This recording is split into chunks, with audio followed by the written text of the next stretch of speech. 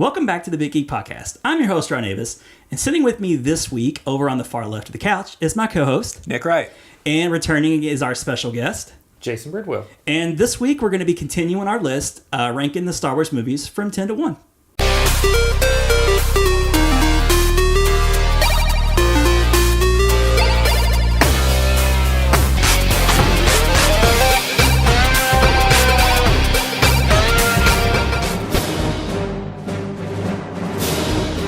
Number 5, The Last Jedi. The Last Jedi. Okay, so that's perfect. We can get right into the follow-up of Force Awakens. So The Last Jedi obviously came out, this past year, 2017. Yep. Do we want to cover our... Just a few months ago. Yeah, I'm getting there. So Ron ranked that 4th. Big fan of it. I've ranked it 6th, and Jason ranked it 6th, also 6th. So, okay.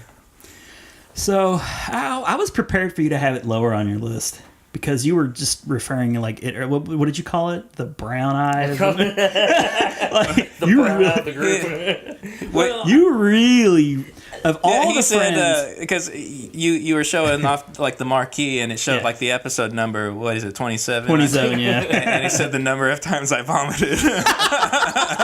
Yes. I mean, it's not terrible, but I think don't let up.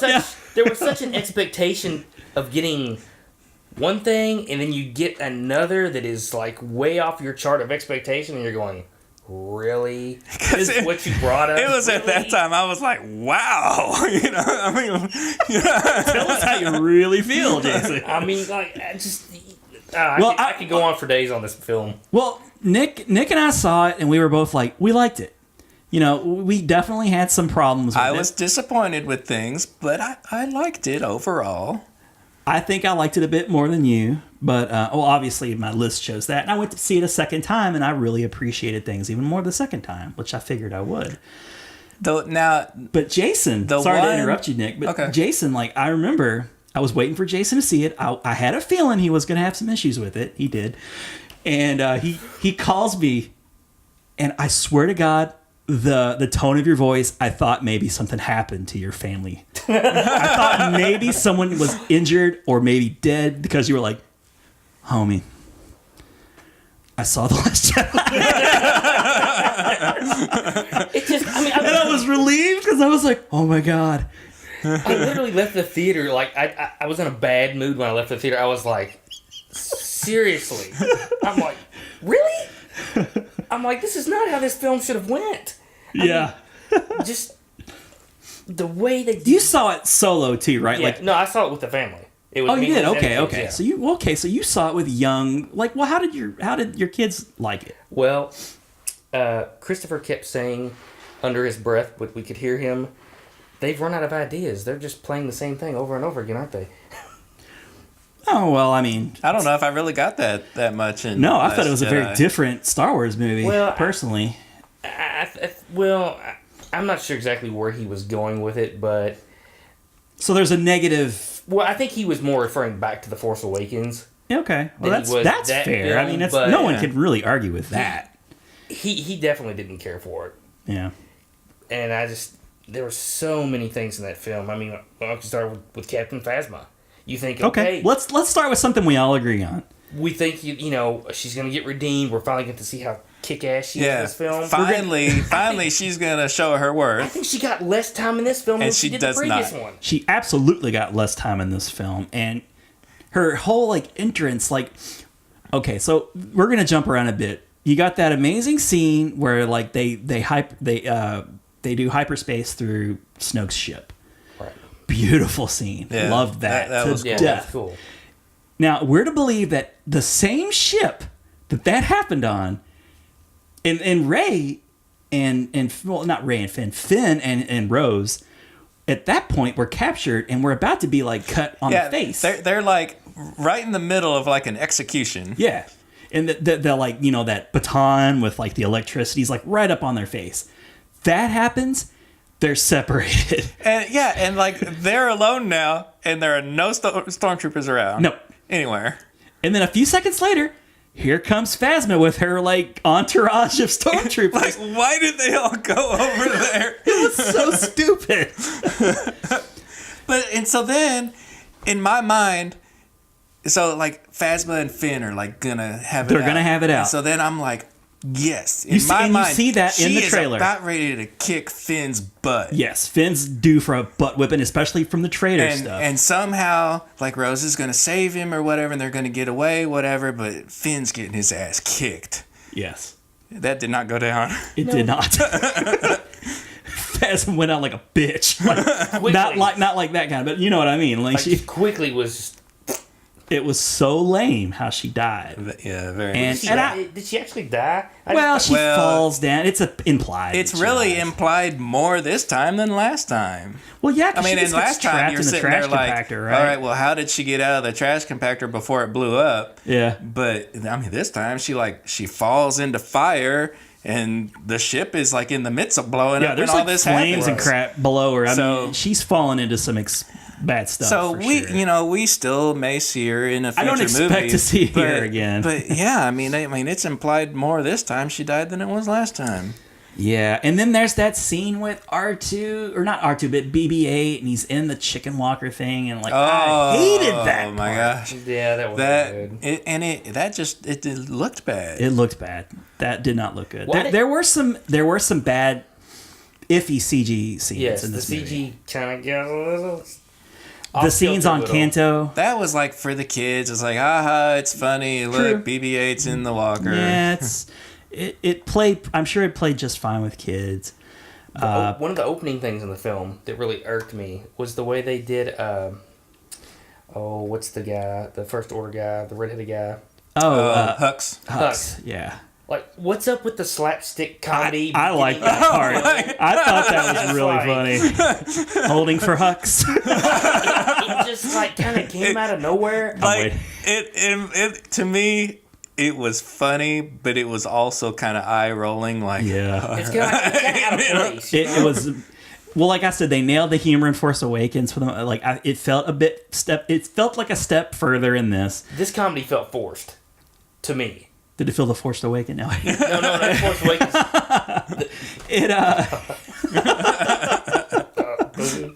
No, I know what you mean. It felt a little bit like jammed in there, and I didn't. A lot of it I laughed at. Some of it I was like, meh. Like the comedy later on. Take it or leave it. With Chewbacca and the little bird things. Yeah, porgs. Those were fun. That was funny. Yeah, he was like looking at the porg. He was going to eat it. His little lips like quivering. Did he adopt that porg? What happened? Because like he shows up in the Falcon later. I'm like, was that the same porg? Well, I don't know. Was that porg he was going to eat? That porg's mother. The place. I mean, because there was a number of them in there. Yeah, they were everywhere. But then you've got this First Order ship that can't catch. Okay. Oh man, the slowest chase. Yeah, the slow ass chase. Like, are you serious? I know. How can you not catch that ship? They kind of like explained it at one point in the middle of the movie, and I'm like, well, okay. Even the explanation was lame. It was. And here's what I'm gonna make a point that first the movie was long. Yes. It was like 2.5 hours or something. It was by far like the longest Star Wars movie. I would argue that you could have lifted the entire Finn Rose plot line out of the movie. That whole casino thing, that was which turned out to be pointless anyway. My biggest thing with that was like, okay, here's their best idea is like, let's fly down to this casino planet and find this hacker guy. Okay, whatever. Yeah. So they fly down there, and as soon as they get there, and they're just kind of like looking around, and like, I'm sitting there thinking like, aren't you in a hurry? Yeah. Like, you're like up in space. You're having that like casino scene was in my mind. I'm watching this movie and I'm like, Jason is gonna hate this part of the movie. He's gonna hate it because they're only doing it because Laura Dern's character will not tell Poe what the plan is. That's stupid too. If she just tells tell him Poe the what's plan, going on. Yeah, that whole part of the film can get cut out. Yeah. There's no point in it.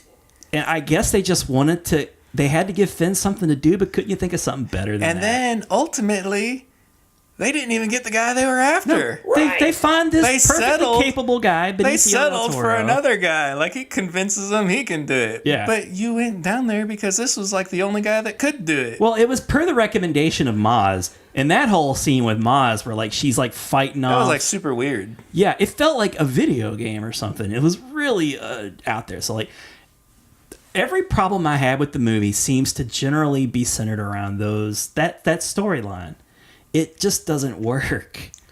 And I think the movie would have been on the bit of a short side, but if they could have found something else small for Finn to do, they could have made it a 2-hour movie and it would have been better. But, you know, did you guys like Rose? I mean, what were your feelings on Rose? It's an okay character. It's not terrible. I didn't hate her, but the forced love story between them though, like yeah, I didn't really. It seemed like that love story was kind of forced. By I didn't her. really care for Not the relationship. True, right? I thought they had some cute little moments, like the escape pod stuff. Like was kind of funny, you know. Right. Yeah. I didn't have a problem with her character, but I really didn't like when she knocked him out because she found out he was going to desert. Yeah, she turned on the famous Finn awfully quick, didn't she? Yeah, at one moment she's like, "You're the Finn." I'm like, wait a minute, you're deserting. You're out of here. And then they both come to the conclusion at the same time that they're tracking us through hyperspace. Like, they do that kind of like little thing where they finish each other's sentence. Oh, man. It was a little much. It was a bit much, for sure. Another thing I had a problem with is the whole Luke-Rey training montage. If you go back and you watch Empire, look at all the stuff that he went through with Yoda in his training, whatnot. There are like 3 separate scenes with him and her. And, like, all those scenes, there's, like, basically no training. So you're telling me all you got to do to become a Jedi is to, like, have a little puppet ride on your back and do some flips over some logs? That makes you a Jedi? Hey, you're satisfied with that? Hey, that's what qualifies? He was moving, at least he was moving rocks and, you know, facing off against a fake Vader down in a hole. I mean, you had me just fine for a while, Jay, but now she didn't do anything. She didn't do anything, and all of a sudden, she's a Jedi Master. Really? No, she didn't. She definitely had. The Force came easy to Rey. We can just say that for sure. Yeah, and he kind of explained like how to like feel the Force, and you know, I mean, I got into that. I thought that was fine. But short of her feeling the Force and, you know, doing the thing where she puts her hand on the ground. All of that scene where, like, she's like, yes, I feel the Force. And he's got, like, the little... That was great! But, I mean, there was, like, no real training by him to her. It was just kind of like, well, all right, you got this. Well, he didn't want to train her. He refused to. Yeah. I mean, for the only longest trained her, like, time. Really, just because, like, he had to, I guess he felt like. I mean, but yeah, he resisted for a while. And like the scenes with Luke on the island. First, let's go back to the humor part where she finally hands him the lightsaber and he flips it over his wrist or his shoulder. That was pretty good. It was funny, but like that was like the first part of the whole. Well, you're kind of shitting on JJ, you know, because like he built that up and then like he gets it and he. Whoop, and I laughed in the moment, and I thought it was cute when the porgs were like, like the one kept like jamming on the button. Yeah. I was like, oh, one staring right down the barrel, and the other right jamming on the button. But you know, so yeah, he flips it over the shoulder, and he's just like, so okay, well, like we'll go ahead and talk about that. The training thing, since you brought it up, and it was not satisfying to see Luke in that state, for sure. But it's not like he's not doing anything different than any other Jedi Master did in previous movies at his age, at that point of his life. No, Obi-Wan was pretty open with his willing to train Luke and show him the ways of the Force. He wasn't so grumpy and I'm not going to do this. I'd have to disagree with you there. Well, Luke was just like super turned off by the whole thing because he'd already seen Kylo turn bad, and so he was not going to go through that. Obi-Wan was supposedly there to look after Luke. Right. So of course he's going to like be open to training him. Obi-Wan kind of been waiting for that day. Yeah. Right. But, you know, like it's not like Yoda jumped like, you know, I mean, same thing. Like, he was going to train Luke no matter what, but it's not like he came right out, like, ready to go. Right. But, you know, so yeah, but if you look at it from Luke's point of view, his story completed. You know, he was at peace with his father, and then, you know, he had this whole, like, I really liked the whole, like, like the Jedi stuff, it's all vanity. And, like I've seen like what the Jedi Council and like how they, like they feel like, that they're above everything else. And, like I've seen how like the slightest thing can like get behind them and it can go shitty. It can go sideways fast. Right. And, he wants to be done with it. Which, and like after the whole thing with Kylo, I mean, that's his nephew. And I really liked the 3-pronged perspective explanation of what happened between him and Kylo. Like at first you kind of got Kylo's perspective, where like Luke, he looks over their shoulder and like there is Luke like gonna strike him down. Mm-hmm. Then you got, Luke's perspective, and it was much more like you saw like the emotions behind what he did. And then later on in the movie, you kind of got like the real thing, like the in between. And so you can feel for Luke.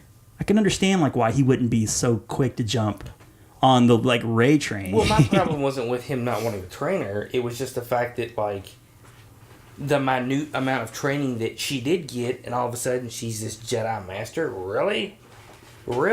I'm like, it's just not believable. You get the feeling that Rey was going to be that no matter what. She could already wield around that staff that she carries around everywhere, though. I mean, that's kind of in my mind how she could already. Yeah, Luke was a farm boy with use the lightsaber so well as she's already been surviving on her own on Jakku her whole life. She's tougher than Luke. I guess I just felt like there should have been more of a training montage. It would have been just more. Montage. With her doing like sit-ups and like. Not a volleyball montage. Okay, well I didn't say anything about volleyball. Top Gun. But I just really thought they handled it fine. Well, I had a problem with that whole thing, the way they did his character. And in the middle of it all, you got that really interesting like connection between Kylo and Rey, the Force Skyping or whatever we were calling it at the time. What did you think about that, Jay? I can kind of see the way you're slumping your shoulders. You didn't like it. I thought it was cool. It was kind of cool, but then because Snoke was behind that, right? He was. He was making that happen. We didn't know it at the time, but he makes it clear that he allowed for that to happen. Because even in the moment, they were like, how is this happening? This should kill you. Well, I mean, it was kind of cool, I guess, because it was kind of like when Luke would talk to Vader. They'd be in different ships or whatever. They go back and forth. It was kind of cool. It wasn't terrible. Yeah, I dug that. And I like the way that they presented it, too. Like, all the sound would go out. And, right. It was just kind of like an echo, and they were just talking to each other. It's like they were in each other's minds, and that's the only place they were at, was in each other's minds. And, of course, like, it all, like, kind of goes... It leads into that moment where, Rey's... She goes down on her own into that cave because she wants to learn where she's from. And that was a bizarre scene. For sure, with like the snapping and like all of the, like the endless rays. Yeah, like the mirror images. Mirror images, and then it goes right into that final one where she's like, show me, who my parents are. And like the two images kind of... It was super weird, but at the same time, it felt very artistic. To me, it felt like it was just a different version of like the cave, like an Empire Strikes Back. Yeah. It was very much like that, yeah. But... did either one of you figure out who her parents are? Because I didn't really get... I think, personally, that okay, so all really Kylo did was make Rey see that... or at least make Rey think that what she already knew was that they were nobody. They're nobody important. So it doesn't matter. Well, it matters, but like I think that, he was using that against her. Like, she's already pretty much convinced they're nobody. I think, personally, that we don't know yet.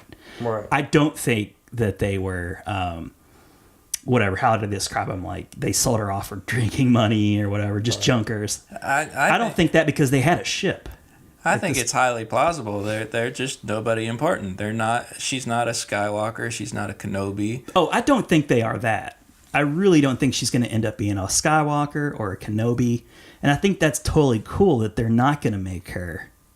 Like, everybody seems to think that she has to be because she's so strong in the Force. Right. But as we know, there are many Jedis throughout the universe. I don't really see why that has to be. Yeah. Because the whole history of the Jedi have been that they find young children that are very strong in the Force, and then they bring them into their fold. I mean, you see Jedis that are like alien races that are not human at all, and they're obviously not Skywalkers or Kenobis. So yeah, I don't really know why people feel like she has to be a Skywalker or a Kenobi to be that strong in the Force. I don't. But I really believe that it's yet to be determined who her parents are. I guess because they've made such a big deal out of her lineage. They didn't, though. That's the thing. The fans made a big deal out of it. Well, yeah, I guess. But the reason people are so angry, and this is my whole point about why people are mad about this movie. Fans are mad that it just didn't end up being what they wanted it to be. It's like what they think is going to happen isn't happening. Well, I didn't like how everything played out with Luke. Especially the way he died. I just thought that was. We'll get there, but yeah, I understand. And the fact that we still don't know who Snoke is. I don't think it matters. No, and that's what I was getting ready to say when we started this discussion on The Last Jedi, but you had something else to say. That was my big thing about the entire movie is I wanted an answer of who Snoke was, and I didn't get it. But I'm disappointed I didn't get it, but I'm also okay with it because I know it'll come. Your point was at the time, and I know who the Emperor was back then when Empire Strikes Back and Return of the Jedi came out. He had no back history at all. Well, I guess that and the fact that even though he may not be dead, it appears that he suddenly got killed by weakling Kylo. Yeah. It's like, really? Well, is Kylo really a weakling? I wouldn't say he's a weakling. I don't know if I'd go and say weakling Kylo. He's certainly strong. He's Rey's equal, I think. Even when Rey defeated him, Kylo was very injured. But in comparison. I thought that was pretty badass. In comparison to him to Snoke, though. We'll get there. Him to Snoke. Him to Snoke would be somewhat weaker. That would be like comparing. You would imagine. That would be like comparing Luke to the Emperor at one point, It's hard to swallow that you would not expect Kylo to get the best of somebody of Snoke's. Yes, I agree. But there's one thing that I did read. But it's not like they didn't try to explain it away, though. If you listen to the words that he said in that scene, though, it makes you think Snoke's not dead because it was like he was predicting what Kylo was going to do. Maybe so if he knew Kylo was going to do that. We know they have cloning technology, so right. So he's not sitting in that chair for real. Then. You're right. And that's another thing I'd like to make a point is Star Wars is whatever they decide to write it to be. And now that JJ's taken the reins back, he could retroactively go back and oh, well, I wanted this to happen. Now I'm going to make it happen. I absolutely don't think we've seen the last of Snoke. No. I have no idea how that may become. Yeah. Whether it ends up being a flashback or, whatever, or they somehow bring him back. I have no idea. Have we seen the last of Luke? No, he's going to be a Force No, ghost. Absolutely not. Yes. Yeah. I don't think anybody thinks otherwise as far as that goes. Yeah, we have not seen the last of Mark Hamill in the movies. Well, just because he's made peace and he's become one in the Force, we haven't seen the last of him either. Is it possible that he could be more than a Force ghost? I don't think so. You don't think so? I don't know. I think he's going to take on the role of Obi-Wan coming back and Yoda, and, but he'll just be... He's always going to be there. Let's talk about those practical effects for a second here with Yoda. That was like the one time where I kind of felt like, okay, did we have to so purposefully make him look like a puppet with his kicking feet? That could have looked better, I think. But they used the same mold, right? I appreciate the practical effects, but that just screamed puppet to me so much that it was too practical almost. Yeah. Well, didn't they use the same mold from the old movies? It made me miss the Revenge of the Sith Yoda. Yeah, but it was cool to see Yoda because that was kind of not necessarily expected. It was It was very heartening to see Yoda, especially when Luke was at his lowest. So that was he just had a fight with Rey, and he's ready to set the tree on fire and. Here comes Yoda. Oh, young Skywalker. When he says young Skywalker, man, it's just it's one of those I got the tingle moments. Even though, the effect itself maybe wasn't great. It was good. Right. It was very good. And, people had problems with him hitting Luke. And it's wait a second. He shouldn't be able to physically touch Luke, should he? I don't even remember that. I don't remember that either. Did he? No, I think so, yeah. I think he did. The main thing I was thinking coming out of that was that he had an effect on the real world by causing that lightning. Yeah. Yeah. But I don't even thought remember. Maybe I'm remembering it wrong, guys. I don't know, but Maybe I don't know. I'm backpedaling a little bit, but I feel like there was some sort of interaction. I need to see it again. I don't know. Maybe not. That was one of the good parts. It was one of the good parts. Let's see. Okay, well, we talked about Snoke's death. Let's just go ahead and start talking about some of the things that were good.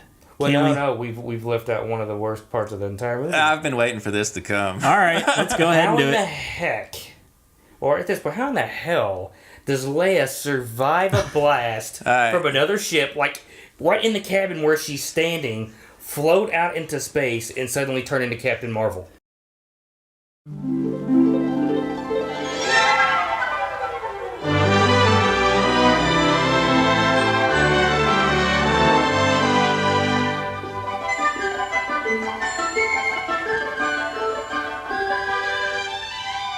Yeah. That was jarring. Yeah, that. Now here's my big thing with that scene.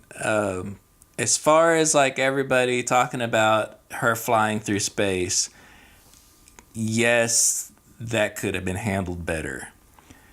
Now, I can buy that portion of it. I'll back up here in a second, but I can buy that portion of it. Whereas, Jedi have been moving objects with their mind since ever. Yeah. Right. So I can see that she can focus on an object in the distance and use that as an anchor and pull herself to that location, in space. I can see that. I can buy that. Okay, whatever. Yeah. Yes, it was handled poorly. It did not look very good. No. Did not look very good at all. Yes, it looked not good. But I'm okay with that concept. Here's the part I'm not okay with. Getting blown out into space and waking up. Yeah. She would have been dead. Yeah. Like, there was an explosion right in front of her. I mean, like you said, threw her out into space. The concussion on that blast would have killed her. I mean, she's out in space, just like, and then, she's still a human being, and there's right? like the ice crystals like forming on her face, and she just wakes up. And honestly, she probably shouldn't have been in one piece. I mean, well, let's talk about that scene for a second, because it was an amazing scene because, of course, like Kylo is like angry. He's ready to take it out, and he has that moment where he pulls back and he doesn't pull the trigger. He doesn't do it. Right. Everybody thought he did it from the trailer. Yeah. And that was the biggest thing in the trailer too, that I've learned, I've become wise through my years in a way that when I see such things on a trailer, I know that misdirection. Yes, I know that they're misleading you, and so I was totally ready for that to not be what it looks like. Well, because like Kylo's like, kill the past, and then you see that scene where he's like barreling down on the ship, and you see Leia worried and concerned. Yeah, they totally sold it like he kills her. Yeah, but I'm with you there. Like, I've kind of learned my lesson. It kind of ended up kind of being that, but it's not quite as straightforward. I remember getting a lump in my throat similarly to, because Carrie Fisher, of course, passed away just after filming all of her stuff. Like, I don't think we missed out on any Carrie Fisher scenes because she died after she did all of her parts. No, that wasn't totally in the can. Yeah, but I got a lump in my throat thinking, holy shit, they're going to kill Princess Leia here.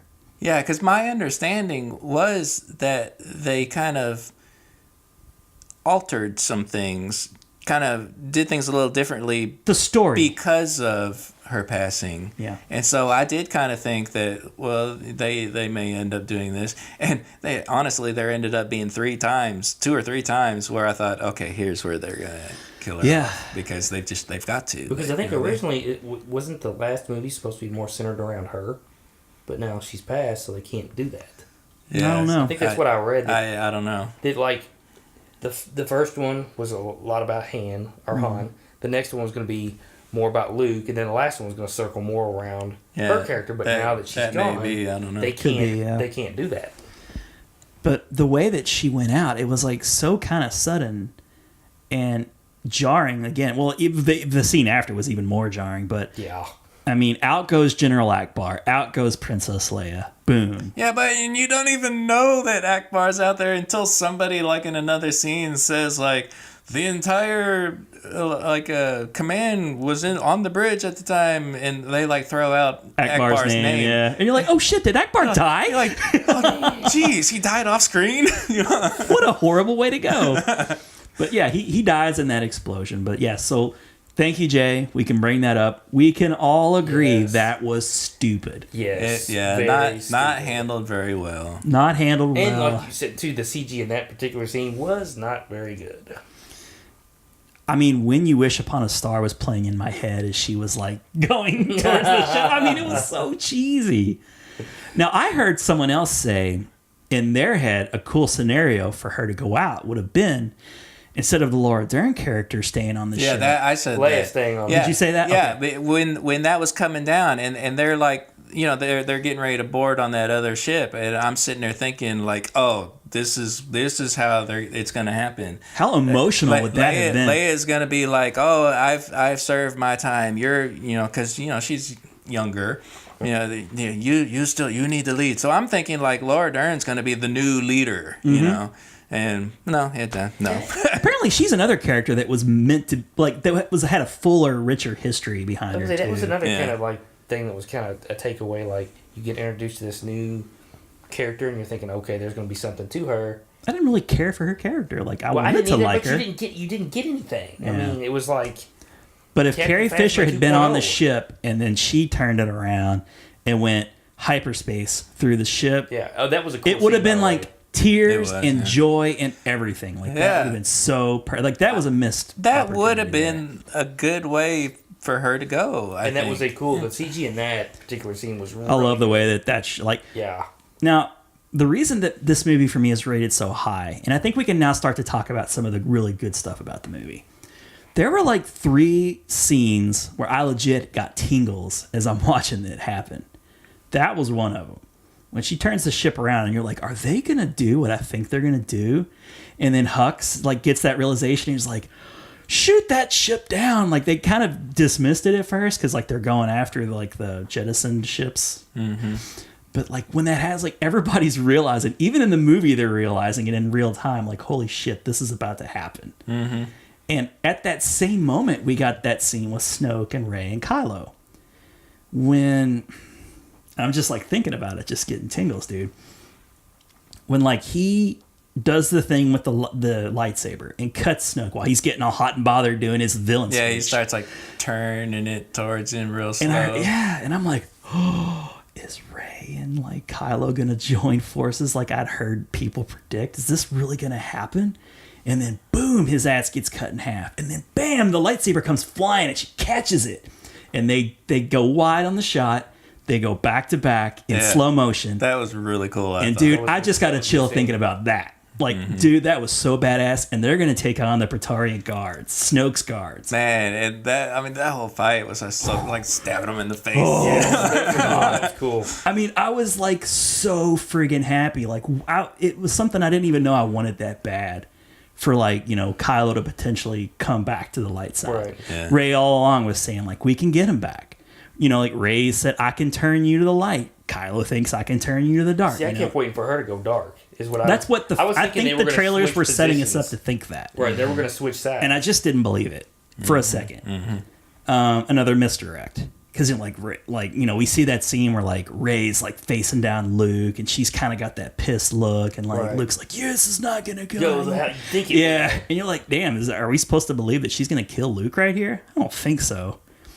But yeah, that scene was just, man, it felt so good, and as fast as it happened, it was over, and then immediately like Kylo's like, "Join me," and I was like, "Oh man," I was so let down by that. But at the same time, I was like, well, where would they go from there if he did join the light side? Speaking of that, that was one of the parts that irked me. They're there. The next thing you know,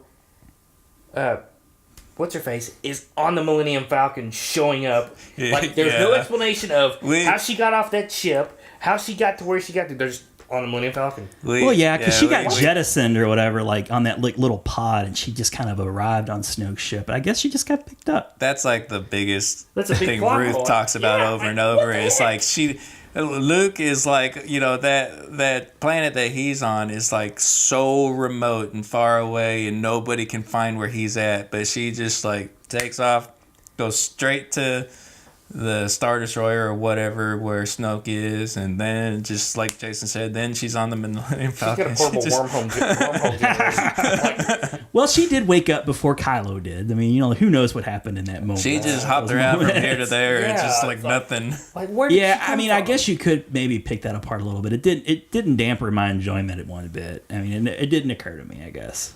It wasn't like a thing that I worried about. Yeah.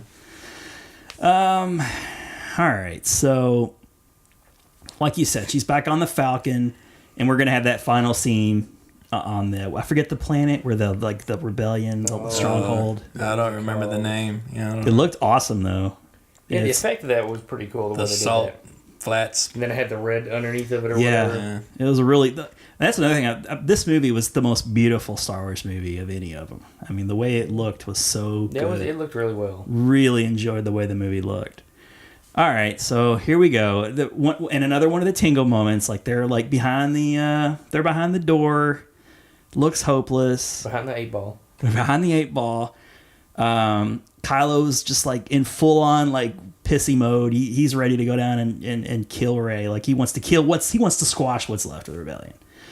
So they get everything they got down on the planet. And they're standing behind the door, and they've got their Death Star technology, like a battling ram that's like the Death Star. Yeah. And they were even like, oh, it's like technology from the Death Star. And it was like, all right, whatever.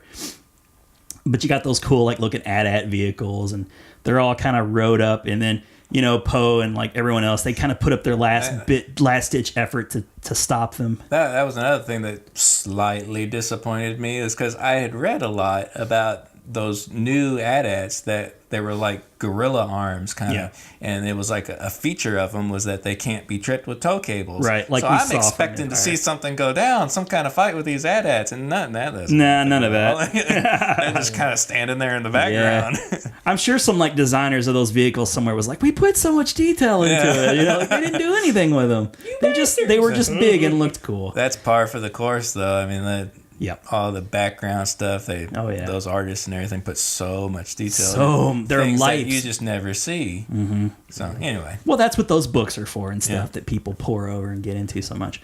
But you get the final scene with Luke, and Luke, shows up out of nowhere, and they're like, they even make a point to like, well, how the hell did he get there? All the hints are there. Yeah, all the hints are there, and that's one of the reasons why I kind of dig this scene so much. All the hints are there that he's not really there. But, so he kneels down to Leia, and they have their like last little moment, and that was touching. And, so like, here's Luke to save the day, man. He's going to save the day. He's going to do something. Doesn't he look at R2 and go, don't? Didn't he say something like that? I just think I remember him just kind of giving like a wink or a nod to like C-3PO or something. I don't remember. I thought he said something like don't or something. Don't recall. Which was kind of a hint to me that he wasn't really there because he didn't want him to tell him.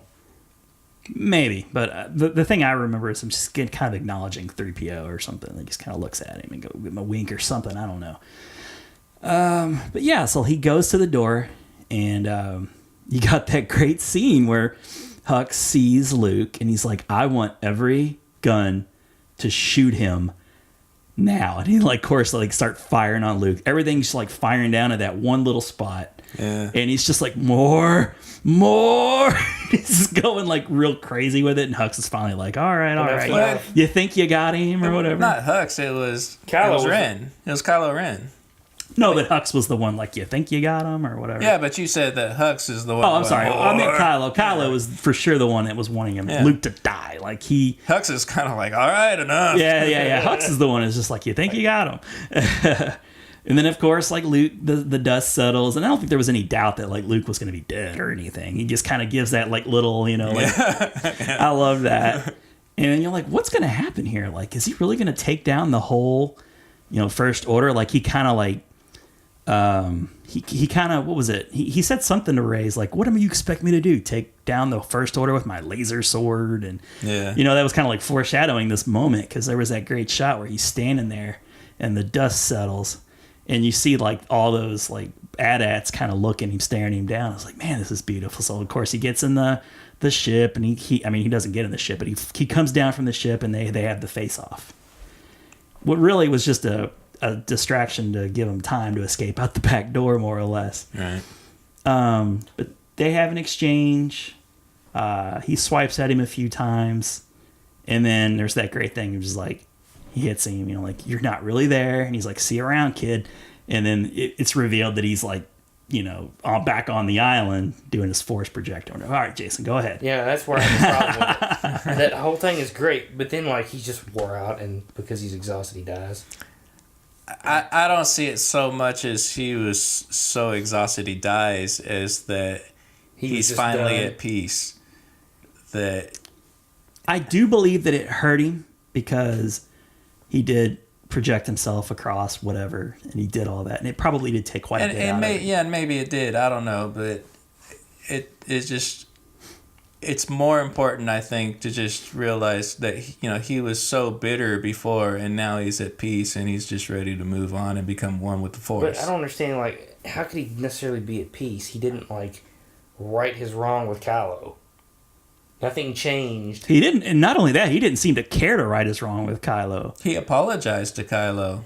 Yeah. I mean, and that's... Yeah. I don't know. I just thought there'd be... Well, I just remember like him being like, Kylo was like, "Are you here to say you're sorry?" And he's like, "No." Do you remember? Like, no. That's like absolutely what didn't happen. Luke apologized to him. Luke admitted that he failed him. I do remember him saying he failed him. Okay, but like I also remember the part 2 where he was like, he said something like along the lines of, do you expect me to something or other? And like Luke was just like, "No, I don't. I don't know. I have to go back and I don't remember exactly what he said. Yeah, but I mean, something to like, me it was kind of like, do you think like that's going to change things or something? Yeah, maybe that's it. I don't know. But anyways, I guess I just felt like that wasn't enough, that he should have passed on to the Force. It felt kind of like. Here's the alternative. He actually fights Kylo Ren and dies physically at the hand of Kylo Ren, or worse, like, gets blasted and then dies that way. Like, I'd rather him die peacefully, like on that rock, with the two sons, and he's at peace, like Nick said. Like his conscience is clean. He's no longer a bitter old man. It's like he can die now. He's at peace, and I thought that was poetic. Yeah, I guess. He didn't die. Like it. Well, I mean, like Han died pretty like crappily. He just got like stabbed through the stomach when he was trying to like bring Kylo back. At least like Luke's death meant a little something more. Well, I guess, yeah. And then of course Rey moves the rocks and they all get off, and that's the end of the movie. Mm-hmm. After she miraculously appears on the Millennium Falcon with no explanation. Sorry. So here's my thing about like the Last Jedi. I think it's premature to judge the movie because it's the middle part of the story. Right. You can't. Whatever happens in the next movie may totally change your mind. It might. That's true. Now we could do this list in 2 years, and I might go, "What? You know what? It didn't mean anything. It was stupid." But I'm gonna trust that like it's for something, and it's building towards something else. I'm at least gonna give them the benefit of the doubt. That it's building to something, and I don't want to judge it. I'm just gonna like take away the things that I really enjoyed. I acknowledge the things that I don't like. But in the end, I felt something with this movie. I felt emotional about this movie. And I can't say that about a lot of the other Star Wars movies. Mm-hmm. So that's why I put it up at 4. I felt something more than a lot of the other movies. I felt something too. Chunks coming up through you. Vomit. Is that what you felt? Nausea? You felt nauseous. Bad sushi. Bad sushi. All right. So that's The Last Jedi. That's kind of our retroactive review in a way. Is there anything else about The Last Jedi that we need to talk about? Mm-hmm. I'm a little behind on my factoids. Force Awakens factoids. I went over that. Daniel Craig had a cameo. He was a stormtrooper. He was the stormtrooper. Mm-hmm. I thought that was interesting. So did Simon Pegg.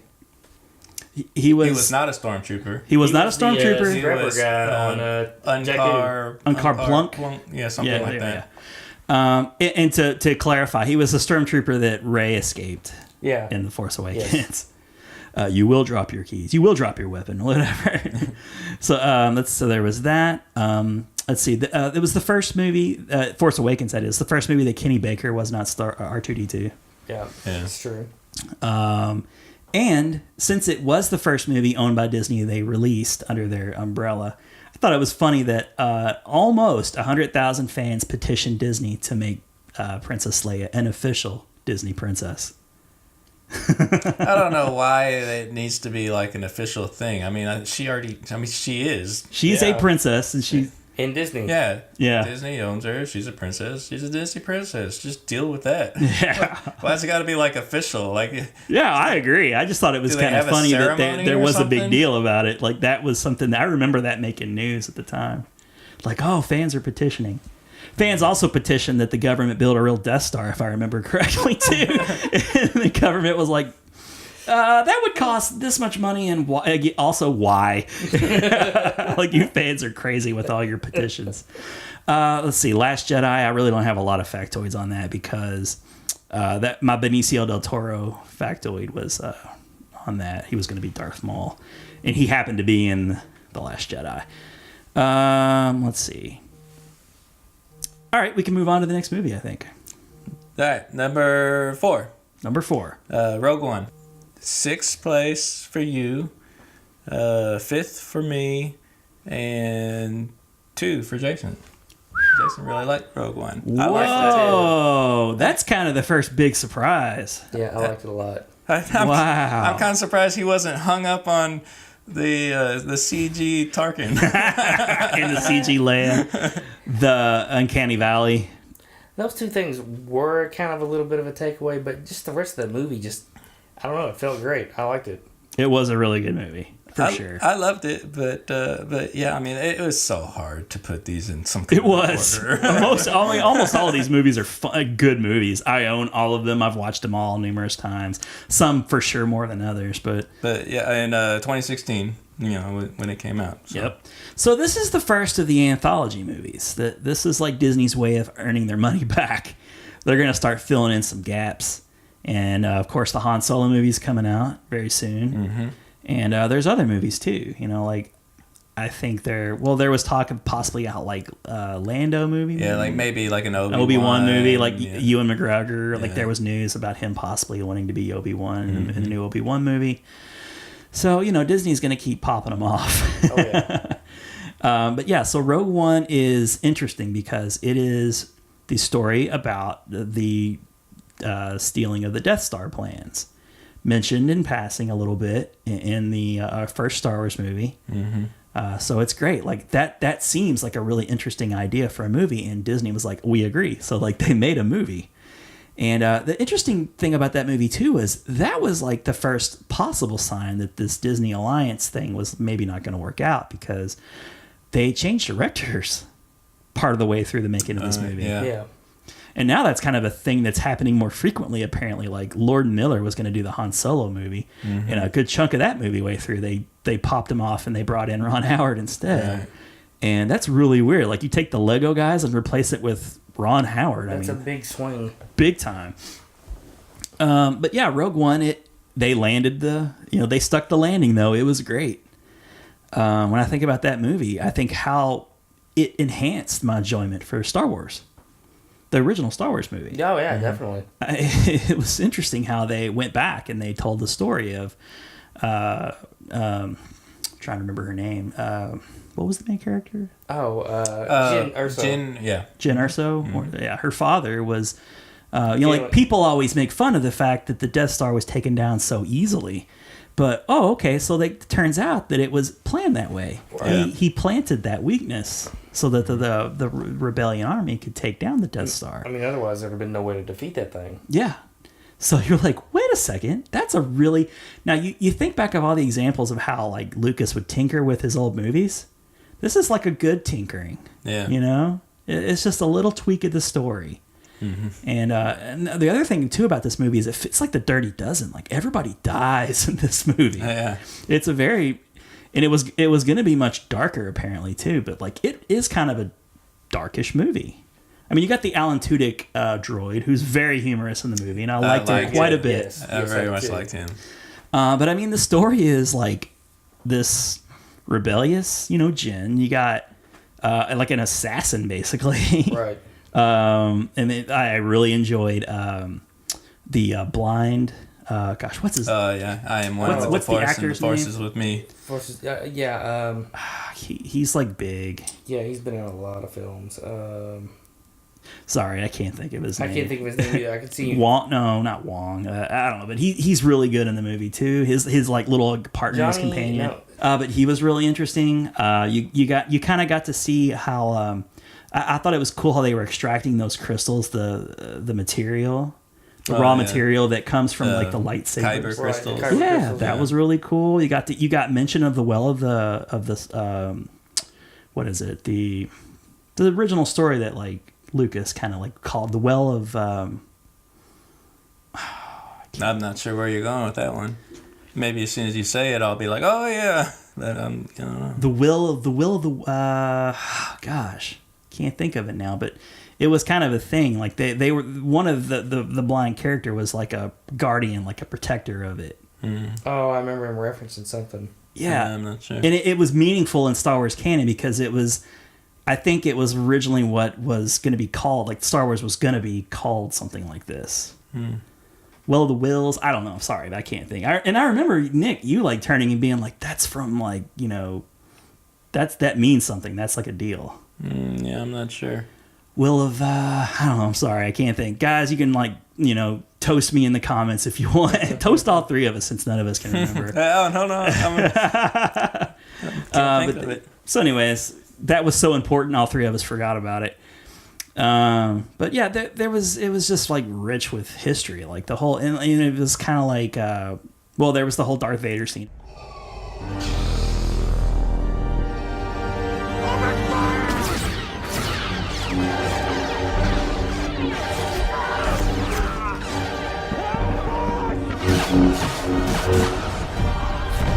But it was just super cool that everything just really, really had that feel and look of the original trilogy. Yes. I love seeing AT-ATs on a beach. Yeah. Yeah, that was so cool. That was cool. Now, I guess that the one thing I didn't really like so much is very much like the Rathtar on The Force Awakens. They had that, whatever that beast was called. That, I didn't really like that. It didn't really seem to fit. Yeah, I know what you're talking about. Yeah, because that was, I'm so bad at remembering stuff in the moment. Gully something. Something beast or something. I don't know. Yeah, anyway. It can make you insane. The or something? Yeah. Well, it was like Forrest Whitaker, his whole character, which I liked. I thought he was interesting. Oh, and his character was in the Clone Wars. Yes, it was. Series I remember hearing also. about that in advance. Yes. I can't think of that character's name right now. I knew it at the time, but yeah, he was close with Jen and her family or whatever. So he trusts her. That's how she kind of got. So that was kind of cool that they brought in stuff like from the Clone Wars series and into the movies. Oh, you know what? Too, guys, I was reading about the whole like tractor beam tracking technology or whatever. Remember this scene? Oh yeah, I know what you're going with. That was actually like on like a computer terminal. Yeah. That they were like they were just kind of like reading through on. like things that they were finding on the like hard drive or whatever, and that was one of the things. Like the blueprints for that Empire's technology, like research and development team or whatever. Their scientists are working on that. It's funny how that came out before The Last Jedi, so they did think about that. It didn't just pop up out of nowhere. Hyperspace tracking. Yeah. But yeah, when I think about Rogue One, again, it's another one of those movies that's just shot so beautifully. It looks so good. Mm-hmm. Yeah, it looks really good.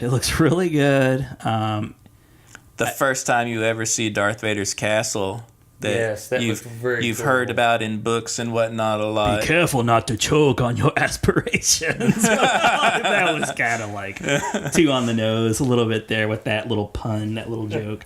But yeah, you get a couple of new scenes with Darth Vader with James Earl Jones. Mm-hmm. That was a treat. Mm-hmm. Especially that last scene where that was awesome. Yes. That was worth the price of the movie right He's there. Just slamming people up into the ceiling. And apparently that was one of the reshoots they'd done too when they brought on the new guy. Yeah.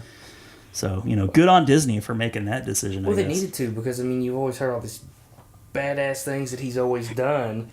Finally, you see him he's doing in his something. prime, kicking ass. Yeah, you don't really get to see that in the original trilogy. It's just, and the desperation of those other rebels, kind of like, got to get the plans or whatever, like to the next ship so they can take off. Yeah, because like supposedly after Revenge of the Sith happens, he's hunting down the remainder of the Jedi. Right. And, it's another thing, you just don't see any of that. What you saw was clone troopers shooting Jedi in the back, but Vader is out hunting the rest of them, and you just don't see it. You never really see him do much, and finally you see him like in action. Yeah, that was cool. You finally see why he's so feared. Yeah. You get a good reason. Like he was mowing those guys down like a slasher, like Jason from Friday the 13th. Cool. It was very cool.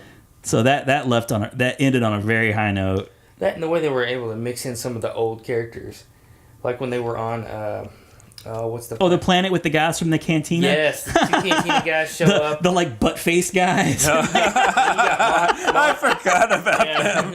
They had a little cameo in it. Mon Monmouth. I mean, she looked. Mon they did Mothma. that's it. I'm sorry. They did a fantastic job. She looked pretty good.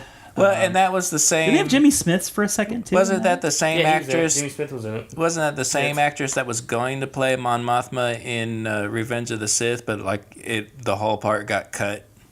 I think it was the same actor. I think so too. Yeah. So finally, she got to play her part. I mean, she looked great because when I first watched it, I was like, how in the world did they get that woman, and how does she still look that good? And then I realized what they had done. Yeah. Now, I'm going to admit something here that I'm going to get toasted for, I'm sure.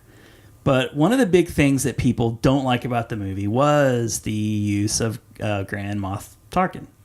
It did not bother me. I did not even notice it. Yeah, I could tell it was CG, but I thought it was very well done. I mean, I knew Peter Cushing, the actor, was dead. Right. But like it looked so convincing to me. And in now my I can mind, see in hindsight, I can kind of see how he looks a little CG, but in my mind, I question whether I could tell because I knew he was dead. If I did not know that fact, would I have even noticed? I don't know. Some people claimed that it took him right out of the movie. It did not for me. Yeah, it did not. Not one bit. The only one... And he is an actual actor too. Like they're just over top of the actor's face. Right. Yeah. So he's not all CG. Maybe that helps. But The only one that I thought of the old characters that they used that looked a little off was Leia at the very end. Because if you go back and you rewatch that scene, her face just looks a little not quite right. There's something about it. And I've heard a lot of people say the same thing, that it was Leia more so than Tarkin that they noticed the CG on. And I guess it was such a quick scene. It just didn't. It was super quick. I mean, she just turned around and that was it. Right. It didn't linger. I didn't notice it at all. But do you remember also that they used other characters too from the oh yeah, like fighter pilots. Yeah, red leader. The red leader. Yeah. Blue leader. And they used audio, right? Like unused audio or something. How did they pull that off? I don't know, but I think it was their voices. But I remember reading something about it. Yeah, that was really cool. They did a fantastic job, like and pulling off what they wanted to do. I think they nailed it. Yeah, and everything looked fantastic. And I don't think that's something that's going to age poorly. Like I think it was done really, really well. Yeah. All right. So, anybody else got anything they want to mention about Rogue One? I think we all really, really liked it, and there's not a lot of pain points for either one of us. No, so, I think it's great. I think it was pulled off very well, and I even read that how true it is or not. They had to do a lot of reshoots because I think the film, the original one in the can by the director, was much darker than what Disney wanted to put out. That's the story. I would love to see a cut of that. That's the story, that it was even darker. And then Kathleen Kennedy had to go, this is not what we're going for. So I'm curious how. But I'm always interested to see the original cut. But see, I don't think Disney will ever release like a director's cut. I don't know why they're. Then why would they? It was a success. Right. But I mean, more money. Yeah, true. People would buy that. I would. I would too. Who knows? Maybe in the future. So, that takes us to number 3? Well, is this fair if we do it this way? What if we just? I mean, because it's no secret at this point now that we've unveiled the others. What 3 are left over, right? So the original trilogy. Yeah, right. Yeah, the original trilogy. So would it be fair if we just kind of talked about them together? And so I'll give the order. and then of like the total ranking, and then I'll give like our individual orders what we said those were. So anyway, without further ado, so our number 3 was Return of the Jedi, right? Okay. Number 2, The Empire Strikes Back. Okay. Funny how they're all going in order here. Yeah. And number 1, A New Hope. Okay. All right, so Ron had ranked Return of the Jedi as his second place. Mm-hmm. He ranked Empire Strikes Back as his third place, Okay. and A New Hope as first place. I had ranked actually exactly the same as you did. So Return of the Jedi second, Empire Strikes Back third, A New Hope first. I'm glad I'm not the only one who put Empire third. Yeah. Yeah, so Jason, Return of the Jedi was fourth place. Empire Strikes Back was first place. Just like a lot of fans say that Empire is the best. It's a great movie. And A New Hope, he had ranked third place. So Rogue One, then A New Hope. That's right, buddy. So he had Rogue One, as we had said before, at second place. So, yeah. Okay, yeah, and I don't have any problem with the way that it ended up with, like you said, kind of went 3, 2, 1 in that order.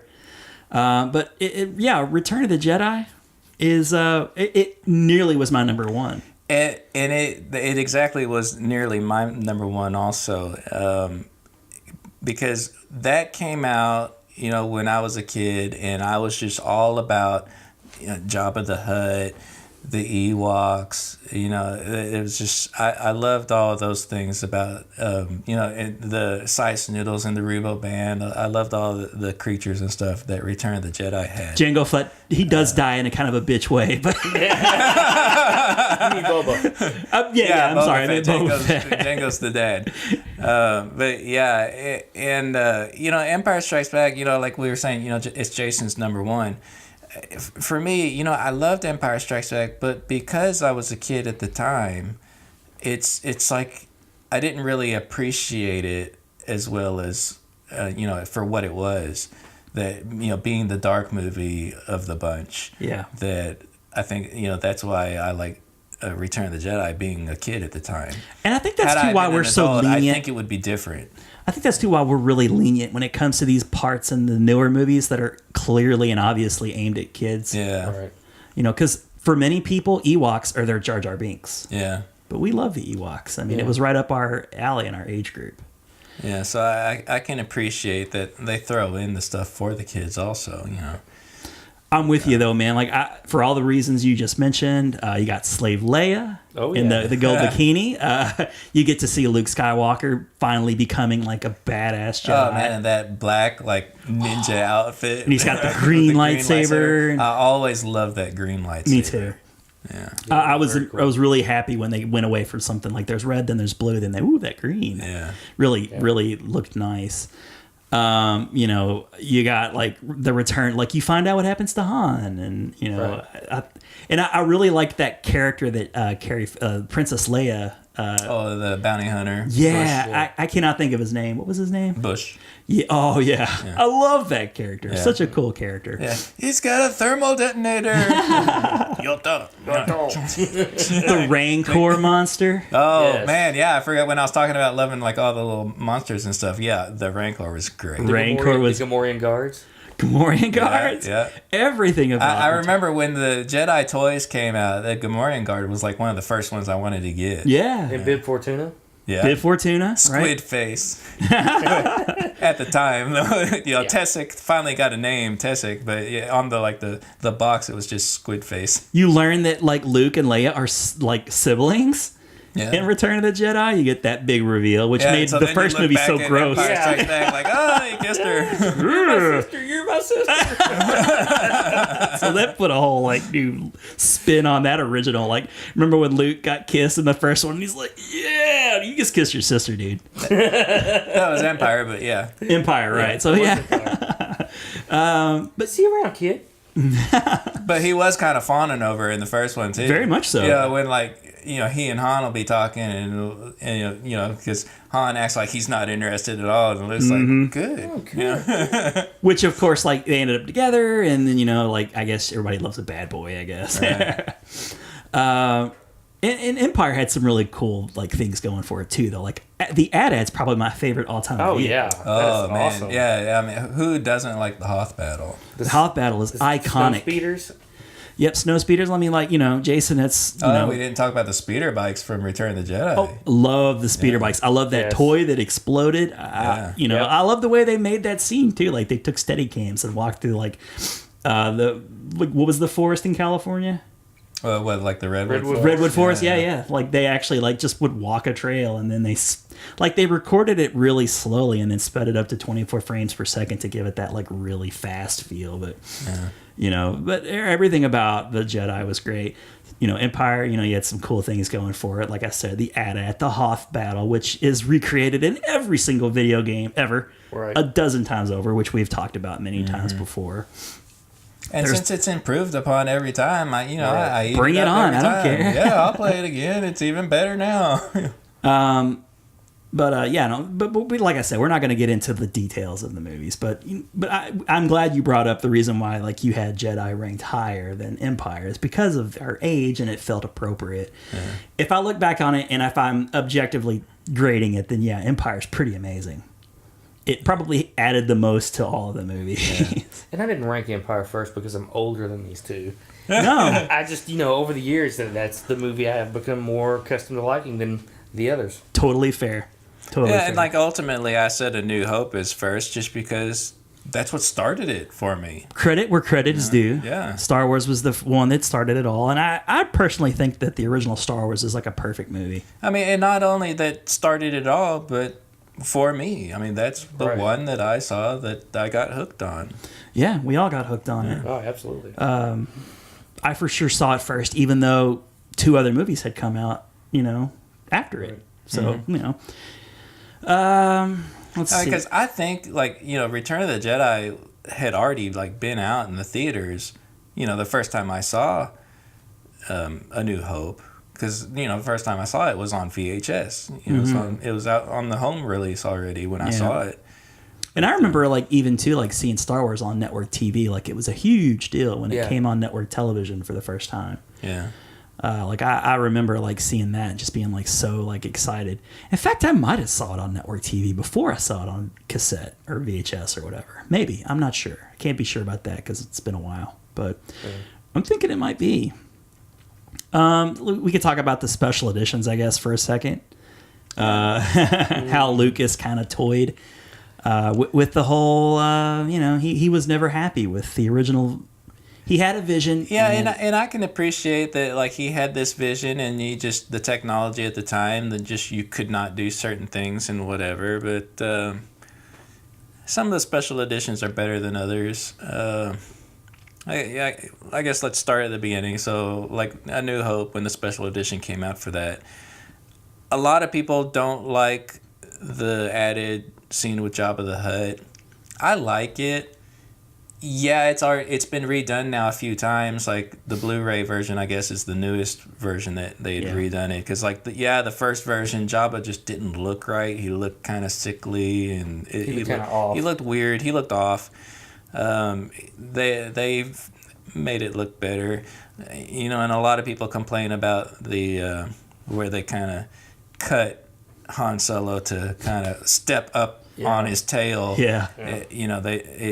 It's kind of moves awkwardly and it's not a real smooth transition. I get why they did it because he's got the tail. Because, the actor at the time, Jabba, was just a human guy when they had first recorded this scene. Mm-hmm. So, I get it. I can appreciate that they brought out this deleted scene and kind of touched it up and made Jabba the way we know Jabba to be now. Right. So, I like it. I'm glad they added it. It is kind of repetitive because a lot of the dialogue is the same thing that Han kind of says to Greedo. So it's very repetitive, but it didn't need to be there. But it was one of the examples that we knew about that got cut, and I think a lot of people wanted to see it. And it kind of ties together, I think, the first movie with Jedi a little more. That now you've already been introduced to Jabba. For continuity to that character. So anyway, But the deal with those movies, like, I was excited to see them re-released in theaters. It kind of got people's juices flowing again for Star Wars. So, like, I was welcoming of a lot of the things. Yeah, very much so. Because I remember, we were there opening day to see the special edition, and it was great. And it was the first time I ever saw Star Wars in the theater. Yep. So it's the first time we've seen any of those original trilogies. Well, you've seen Jedi. Saw Jedi. I remember seeing that in the theater. The other two, no. It was a huge deal for a whole generation of fans to see those movies on like the big those X-wings looked amazing. Yeah, at the end when they're getting ready to do the Death Star run, that looked great. And what else did they add in there? Mos Eisley looked great. Yeah, they added in a lot more to Mos Eisley, and the dewbacks looked a lot better. So I mean, I kind of appreciated what they did there for the most part. And so then I guess move on to... There was another cool scene there early on Tatooine with the vehicle that the Jawas came in. Remember how They made it look a lot better. The enhancements were welcomed. Yeah, the sandcrawler. Yes. Yeah, I like that sandcrawler. It was cool. I know that's not a... Yeah, I just like those Raiders. So like a donkey and some other noises. I don't know what it is. I just love donkeys, so I like the Raiders. So then, The Empire Strikes Back special edition came out, and I think they improved a lot of stuff there that, they kind of redid the scene with the Wampa, and, that was cool. The Emperor, they changed it. And is that actually... the guy that played Palpatine? I think it is, isn't it? I think so. Yeah. Yeah. He's one of the few actors that came back for the prequels. Yeah. Others being like Kenny Baker and Jeff Daniels. No. Oh, Anthony Daniels? Anthony Daniels. Yeah. Not Jeff Daniels. The dude. I remember the dude. Oh, my gosh. Wow. C-3PO abides. And they added a lot more detail to Bespin, Cloud City. Yep, it looked nice. I don't think they really added a whole lot to Empire Strikes Back. Little touch-ups. And what they did, I think, was improvements. I don't really know of any real complaint at all for Empire. Or Empire, no. Not really. But, I mean, because people did kind of complain about like Jabba and some things in A New Hope, but I don't really think so for Empire. And so then you move on to Return of the Jedi, and they just ruined that. Took a big old shit on our childhood, didn't they? It's one of those first you ruined my childhood. They kind of did in this case. Yeah. They took out a lot of stuff that I loved in Return of the Jedi. The Ewok celebration song. Yeah, yep. And the Sice Noodles song, the Rebo Band music, totally replaced that with some they just copy and paste it over top of the with other. that cartoon Muppet guy with the big mouth. Oh yes, I hate that guy. That was so bad. And like the dance number with it just, I didn't like that at all. It's like a crappy DreamWorks. I don't know. Yeah, I really missed the old song there. That was Nick just talking about one of the scenes from Return of the Jedi, the special edition that we all agreed was sort of an atrocity against our childhood. Due to a production malfunction, we lost the last couple minutes of the episode recorded with Jason, Nick, and myself. But I didn't want to just leave the episode lingering. And we were pretty much done with it anyway. We just lost the last couple minutes. I thought that I would just... at first, create a little something for the video and just say, hey, here's the final rankings for the three of us, because we went on to do that. And I had a few extra little tidbits from each movie that I can go ahead and share too. But I thought, well, that won't be fair to our audio-only listeners. They won't be able to tell what happened. They're just all of 1 minute, Nick's talking about Return of the Jedi, and the next second it's just like some music playing, and that's it. So I didn't think that would be fair. So here I am by myself. On behalf of the other two, I'll go ahead and present to you the final few minutes of the episode as it was intended. Here's some tidbits, or factoids as I like to call them, for The New Hope. I thought it was interesting that George Lucas originally wanted Orson Welles, Unicron himself, for you Transformers fans out there, to voice Darth Vader instead of James Earl Jones, which is pretty funny. James Earl Jones ended up of course, becoming the voice of Darth Vader, and famously, I mean, you can't imagine, anyone else but him to be the voice. Even the actor who originally was Darth Vader you didn't even get to hear his voice. Start tearing this ship apart piece by piece until you find those tapes.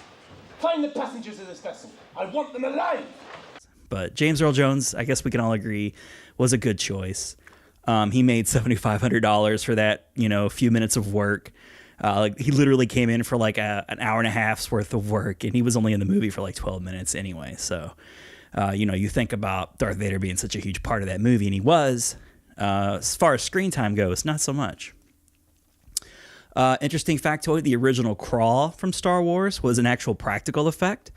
At the beginning of the movies, that was actually shot with 6-foot wide letters on a black background, and they just panned the camera along the crawl. So that was all practical, which I thought was kind of interesting. Alec Guinness, who famously was not a huge fan of the Star Wars movie, during the making of it, I don't even know if he was a big fan even afterwards. I'm pretty sure he was quoted as saying that the whole thing was fairy tale rubbish anyway. And so he was a hard negotiator for his role as far as payment goes. And he ended up negotiating a 2% of the gross box office, which was a pretty good move on his part. That 2% ended up in the end grossing him from a range of, depending on where you quote your sources, anywhere from $60 to $95 million. So for his role as Obi-Wan Kenobi in the first Star Wars movie, A New Hope, he became a millionaire, like millions of million. I mean, it's just crazy. If you think about that, that's nuts. By comparison, Mark Hamill got a 0.25% share plus $650,000. Sorry, I don't know what percentage that equates to as far as his 0.25%. Certainly not the 60 to 95 million that Alec Guinness got. And if you want to put that even further into perspective, Han Solo himself, Harrison Ford, only got $10,000 to play Han Solo, and he got no percentage points. So pretty crazy. Moving on to The Empire Strikes Back. I thought it was kind of cool interesting that in that scene early on Hoth, when Han is looking for Luke and he finds him nearly frozen to death, and but before that, one of the other soldiers kind of stops searching, and then Han famously yells like, "I'll see you in hell."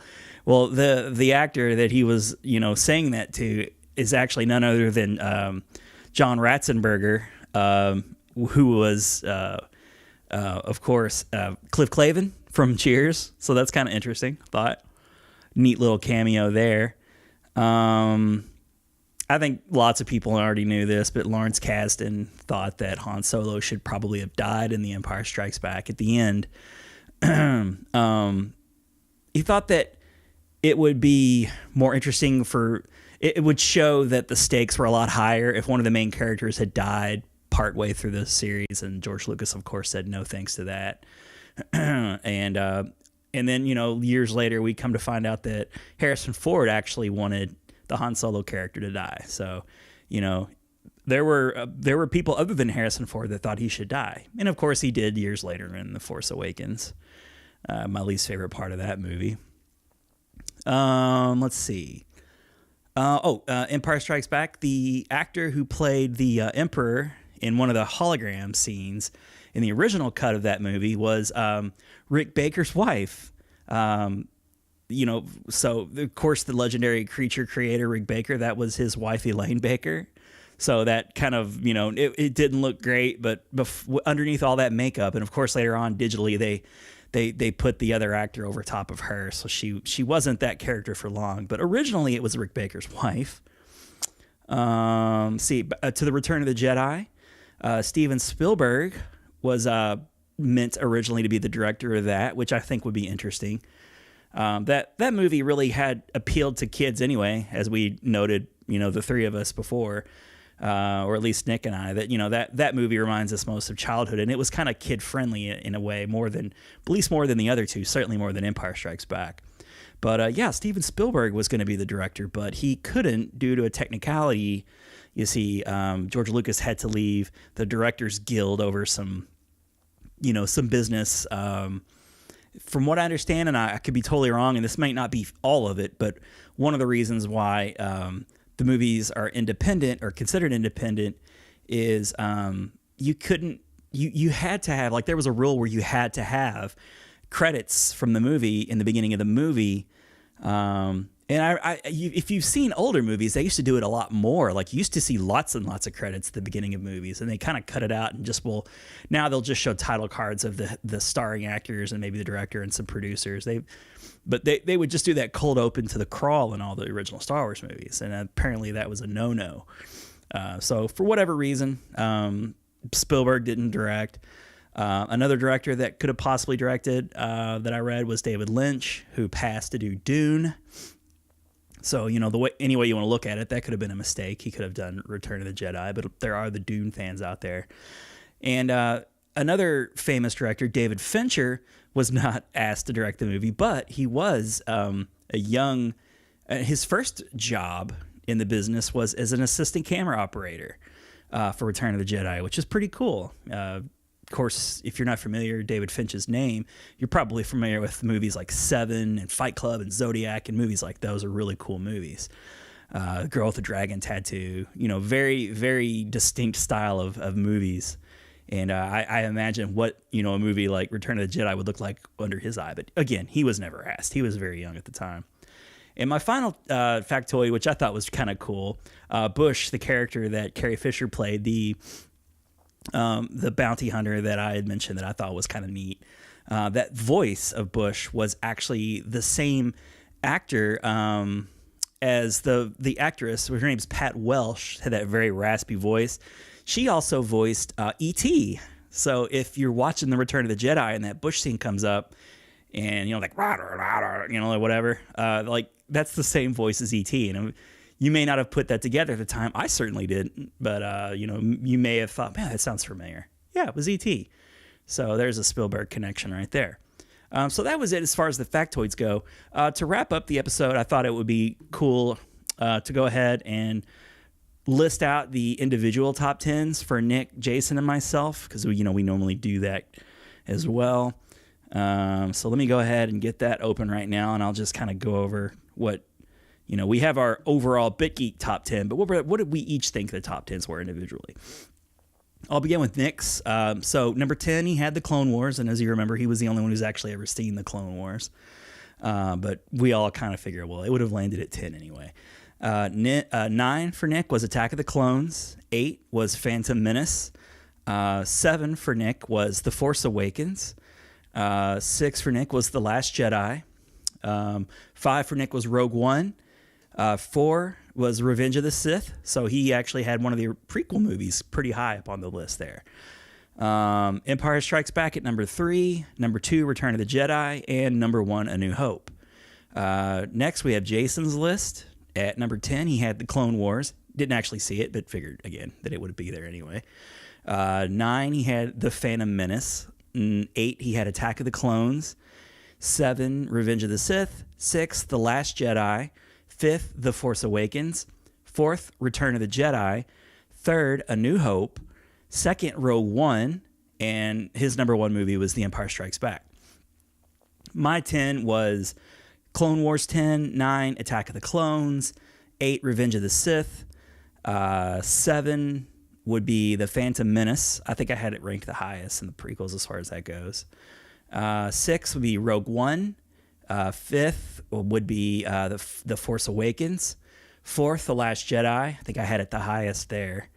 And then 3rd, Empire Strikes Back. 2nd, Return of the Jedi. And number 1, A New Hope, which I think we said just a moment ago. I think Nick and I had the same top 3. So, again, sorry, it's just me. I wanted to go ahead and put a cap on the end of this episode. Hope you guys enjoyed this ranking of the movies, the Star Wars cinematic movies. We certainly enjoyed making it for you. If you wouldn't mind, just maybe subscribing or giving a thumbs up to the video if you enjoyed it. Give it a thumbs down if you didn't. That's cool. So on behalf of myself and Nick Wright and Jason Bridwell, thanks for tuning in to the BitGeek podcast. See ya.